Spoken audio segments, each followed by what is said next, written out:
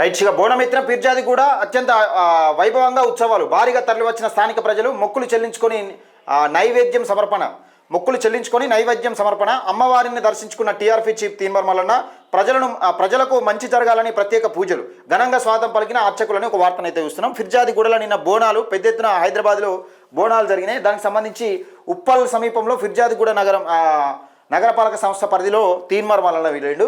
అయితే పరిధిలో ఆదివారం బోనాల జాతర మహోత్సవాలు అత్యంత వైభవంగా జరిగాయి. భక్తి శ్రద్ధలతో అమ్మవారికి బోనాలు సమర్పించి మొక్కులు చెల్లించుకున్నారు. తెల్లవారుజాము నుంచే అమ్మవారికి ప్రత్యేక పూజలు మొదలయ్యాయి. స్థానిక ప్రజలతో పాటు దూర ప్రాంతాల నుంచి సైతం భక్తులు భారీగా తరలివచ్చారు. ఆలయానికి వచ్చే భక్తులకు ఎలాంటి అసౌకర్యాలు కలగకుండా ఆయా సిబ్బంది అన్ని ఏర్పాట్లు చేశారు. ఇక రెండో పేజీలో చూద్దాం దానికి సంబంధించి. ఇక బోనమిత్ర ఫిర్జాది కూడా ఇక్కడ చూడొచ్చు. తీన్మార్ మల్లన్న అలాగే టీం సభ్యులు బందారపు నర్సయ్య గౌడ్ గారు. ఇక బోనమిత్ర ఫిర్జాది కూడా ఈ ఉత్సవాల్లో భాగంగా అమ్మవారిని తెలంగాణ రాజ్యాధికార పార్టీ అధినేత ఎమ్మెల్సీ తీన్మార్ మల్లన్న దర్శించుకున్నారు. ఆలయానికి విచ్చేసిన ఆయనకు అర్చకులు కమిటీ సభ్యులు ఘన స్వాగతం పలికారు. అనంతరం తీన్మార్ మల్లన్న అమ్మవారికి ప్రత్యేక పూజలు నిర్వహించి తీర్థ ప్రసాదాలు స్వీకరించారు. ఈ సందర్భంగా తీన్మార్ మల్లన్న మాట్లాడుతూ తెలంగాణ సంస్కృతి సాంప్రదాయాలకు బోనాల పండుగ ప్రతీకాన్ని కొనియాడారు. ప్రజలందరూ ఆయురారోగ్యాలతో అష్టైశ్వర్యాలతో వర్ధిల్లాలని, రాష్ట్రం సుభిక్షంగా ఉండాలని అమ్మవారిని ప్రార్థించినట్లు ఆయన పేర్కొన్నారు.